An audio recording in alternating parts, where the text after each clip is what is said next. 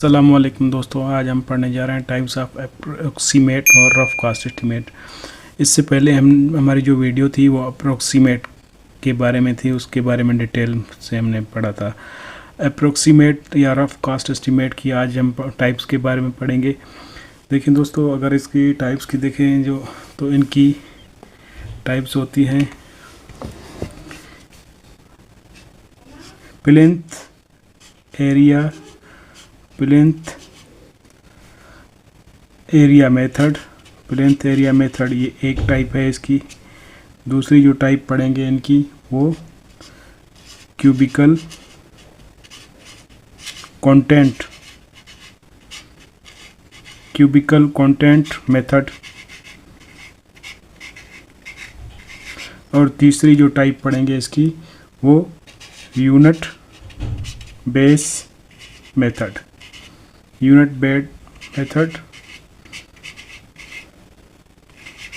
देखिए दोस्तों, ये तीन चीज़ें हैं, हम आज इनको डिस्कस करेंगे डिटेल से। पहली चीज़ है प्लिंथ एरिया। प्लिंथ एरिया के बारे में हम पढ़ेंगे। प्लिंथ एरिया होता क्या है, किस तरह लेते हैं। देखिए दोस्तों, प्लिंथ एरिया को लेते हैं हम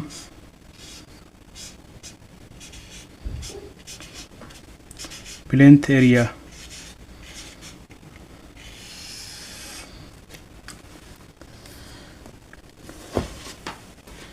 प्लिंथ एरिया की जब हम बात करते हैं तो इसमें मुख्तलिफ़ चीज़ें आती हैं, मुख्तलिफ़ इसके जो हैं पढ़ेंगे एस्पेक्ट्स। देखें दोस्तों, यहाँ पे हमें फ़र्ज़ करो एक इस तरह का एक डायग्राम दिया गया है रूम का, किसी भी हाउस का। तो प्लिंथ एरिया हम इसका अगर मालूम करना चाहें तो ये टोटल जितने भी फ़र्ज़ करो ये इसके अंदर दीवारें हैं रूम की।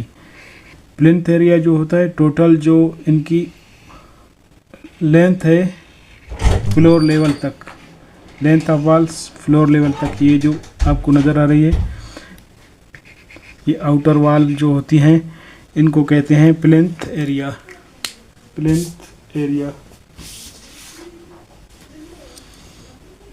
तो प्लिंथ एरिया क्या होता है, ये एक्सटर्नल वॉल जितनी भी है ये फ्लोर लेवल तक काउंट जो करते हैं हम, वो उसको प्लिंथ एरिया कहते हैं।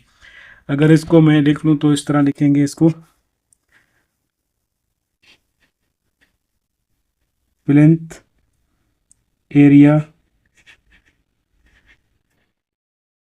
is the total area of a building।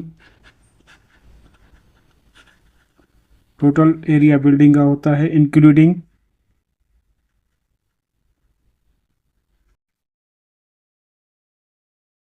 Interior, including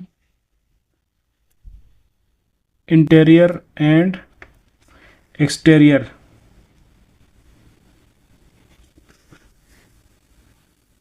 walls,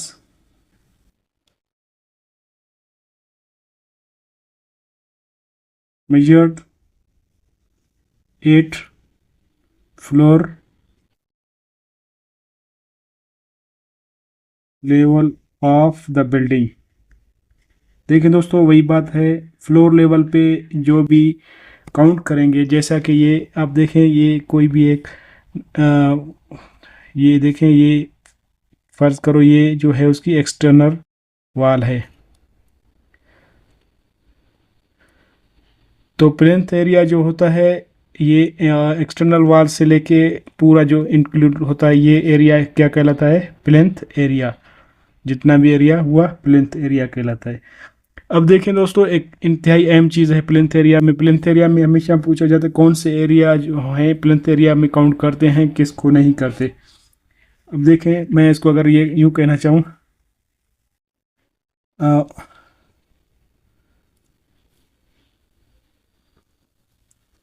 what is including, includes in plinth area. Plinth area में क्या क्या चीज़ें इंक्लूड करते हैं। What is includes in plinth area. अब देखें दोस्तों, what is include in plinth area में क्या क्या इंक्लूड करते हैं हम लोग। अब देखें, सबसे पहला है वॉल एरिया। वॉल का एरिया जितना भी हुआ वो हम इंक्लूड करेंगे, जैसा कि ये है वॉल का जो एक्सटर्नल एरिया जितना भी है, एक्सटर्नल हो या इंटरनल, वो इसमें इंक्लूड किया जाता है। दूसरा जो हम पढ़ते हैं, इंटरनल शाफ्ट। इंटरनल शाफ्ट, अब देखें दोस्तों, इंटरनल शाफ्ट क्या होता है। कोई भी एक घर हो हमारे पास, फर्ज करो इस तरह,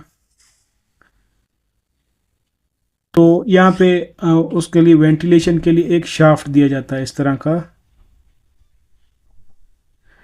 तो इसमें जो है विंडो ओपनिंग भी होती है, इसमें डक्ट्स होते हैं, इसी तरह इसमें आ जाते हैं।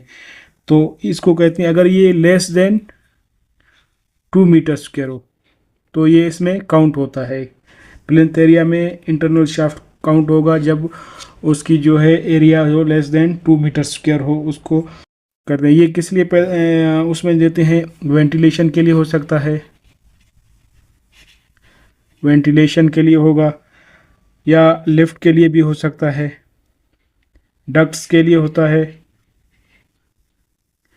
इस तरह जितने भी हैं उनके लिए ईटीसी इनके लिए इस्तेमाल होता है। ये जो इंटरनल शाफ्ट होता है, अगर इसका जो एरिया है लेस देन 2 मीटर स्क्वायर हो तब इसको हम यूज़ करेंगे, ये इंक्लूड करेंगे प्लिंथ एरिया में।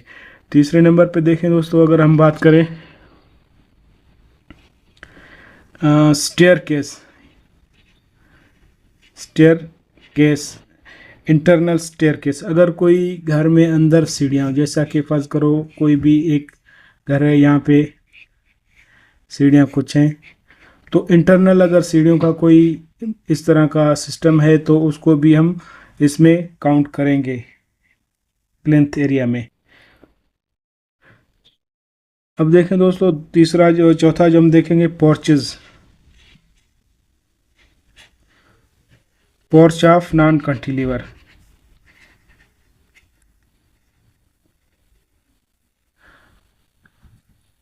देखें दोस्तों, ये फ़र्ज़ करो हमारे पास कोई भी घर है, तो यहाँ पे जो है पोर्च देते हैं इस तरह, यहाँ पे फिर उसकी कोई सपोर्ट होगी इस तरह, तो ये भी उसमें काउंट कर देते हैं porch of non cantilever.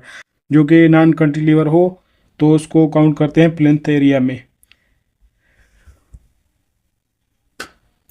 Number 5 जो हम देखें दोस्तों, वो शेल्टर जो प्रोवाइड करते हैं रेन के लिए।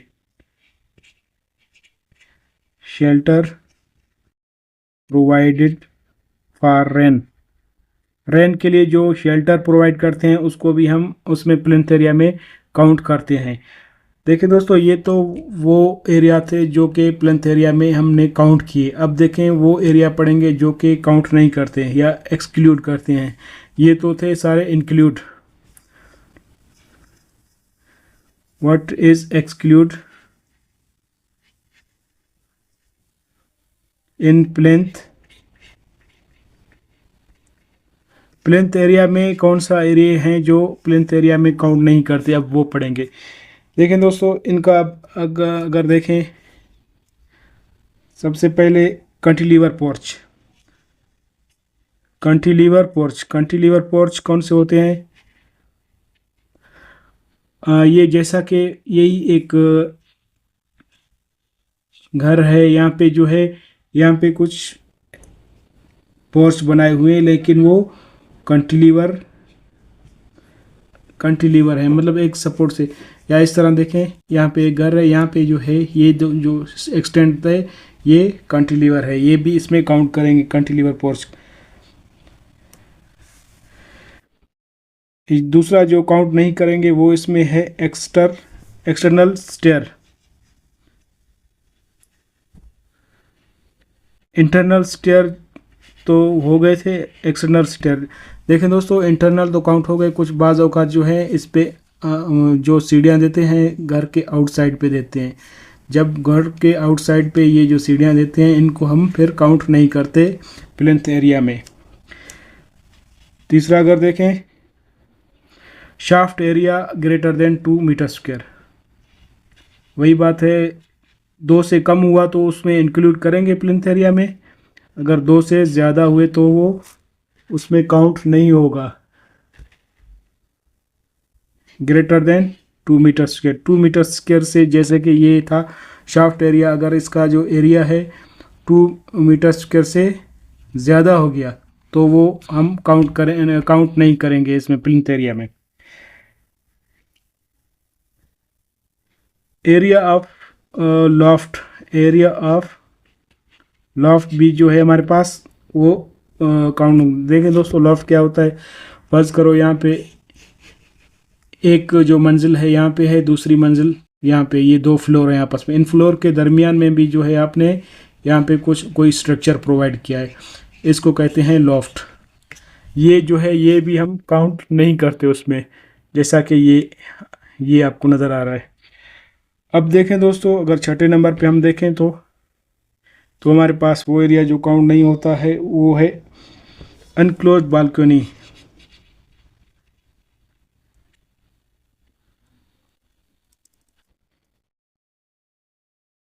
अनक्लोज बालकनी भी हमारे पास जो है वो भी हम इसमें काउंट नहीं करते। सरते अगर 17 में देखें, इसमें जो है टावर्स जो घरों पे बनाते हैं या डोम्स बनाते हैं, ये भी हम इंक्लूड नहीं करते प्लिंथ एरिया में।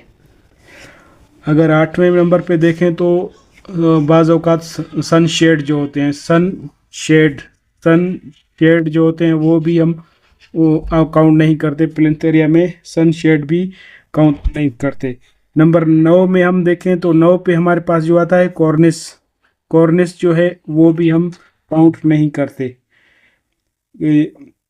देखें दोस्तों, ये तो था एक्सक्लूड क्या करते हैं, इंक्लूड क्या चीज़ें हम उनमें लेते हैं प्लिंथ एरिया में, क्या चीज़ें नहीं लेते हैं। ये बाज़ औक़ात पूछा जाता है कौन कौन सी चीज़ें हम इनमें लेते हैं, कौन सी नहीं लेते हैं, तो ये तो हमने पढ़ लिया। अब जो हम पढ़ रहे हैं एस्टीमेट, प्लिंथ एरिया का एस्टीमेट जो है वो किस तरह मालूम करते हैं, प्लिंथ एरिया का एस्टीमेट जो है वो किस तरह मालूम करेंगे, वो अब हम पढ़ते हैं। अब देखें दोस्तों, अगर हमारे पास है यहाँ पे, अगर कोई भी एरिया हो, आप इसका मैं आपको एक तरीका बताता हूँ, जर्नल तरीका यही होता है।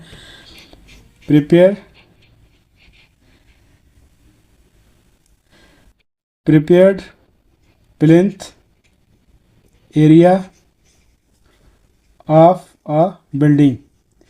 एक बिल्डिंग है, उसका आपने क्या करना है, प्लिंथ एरिया जो है, प्लिंथ एरिया एस्टीमेट जो है फाइंड करना है। अब देखें, एरिया हमें अगर बताया गया हो, एरिया हमें बताया गया है 250 मीटर स्क्वायर, अगर पर स्क्वायर रेट, पर स्क्वायर मीटर रेट, अगर पर स्क्वायर मीटर रेट हमें बताया गया है, अगर 10,000 है,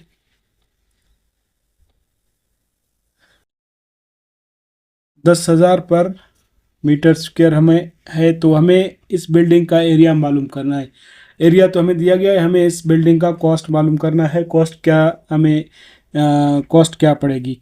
अब देखें दोस्तों, इस बिल्डिंग का कॉस्ट जो मालूम करते हैं, कॉस्ट ऑफ बिल्डिंग, इस बिल्डिंग की कॉस्ट जो आएगी, इसका फार्मूला ये है, area of building, total area हमारे पास कितना है जो कि कवर्ड करना है हमने, मल्टीप्लाई बाय उसको पर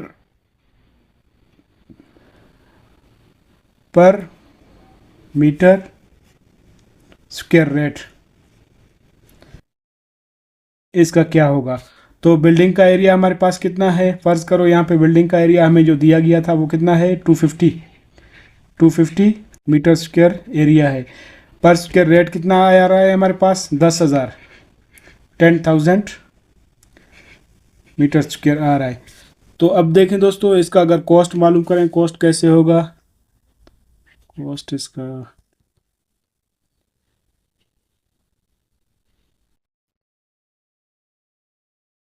तो हमारे पास ये जो है रेट है 25 लाख रुपया जो है हमारे पास इस बिल्डिंग का कॉस्ट टोटल आएगा कंस्ट्रक्शन में। ये जो हमने मालूम किया प्लिंथ एरिया के हवाले से, उसका कॉस्ट जो हमारे पास आएगा वो 25 लाख रुपये आएगा। अब पढ़ते हैं क्यूबिकल कंटेंट मेथड। देखिए दोस्तों, क्यूबिकल कंटेंट मेथड क्या होता है। क्यूबिकल कंटेंट मेथड ये क्या होता है, पर क्यूबिक मीटर के हिसाब से चार्ज किया जाता है। ये जो चार्ज होता है इसका है पर क्यूबिक मीटर से चार्ज होगा, ये रेट होता है इसका।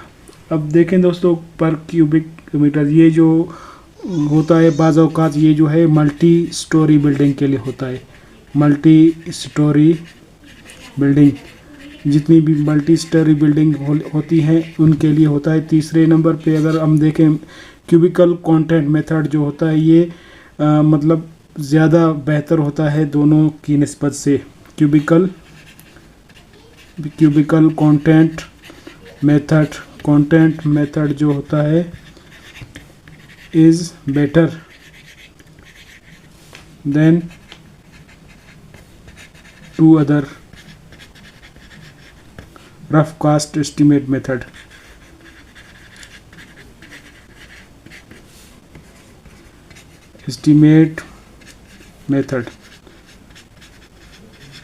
यूनिट बेस मेथड या प्लिंथ एरिया मेथड से जो वो ज़्यादा एक्यूरेट होता है वो क्यूबिकल कंटेंट मेथड ज़्यादा एक्यूरेट माना जाता है। अब देखें दोस्तों, वो जो है लास्ट में जो है हमारे पास unit base method, unit base estimate या मेथड ऑफ एस्टिमेट। देखें दोस्तों, ये यूनिट बेस की बुनियाद पे होता है। इस तरह है, या तो अगर स्टूडेंट पर क्लास होता है, या इस तरह स्टूडेंट के लिए कैपेसिटी होता है, कैपेसिटी पर रूम, इसी तरह रूम पर कैपेसिटी कितना होगा। इसी तरह एम्प्लॉय, किसी भी कंपनी में एम्प्लॉय कितनी की गुंजाइश है, या इसी तरह इसको लेते हैं हम लोग अगर चेयर पर रूम, चेयर्स, हॉस्पिटल पर बेड, मतलब हॉस्पिटल के लिए बेड, चेयर जो है स्टूडेंट के लिए, तो ये उसी यूनिट बेस की स्कूल जो होता है, स्कूल स्टूडेंट पर स्टूडेंट, हॉस्पिटल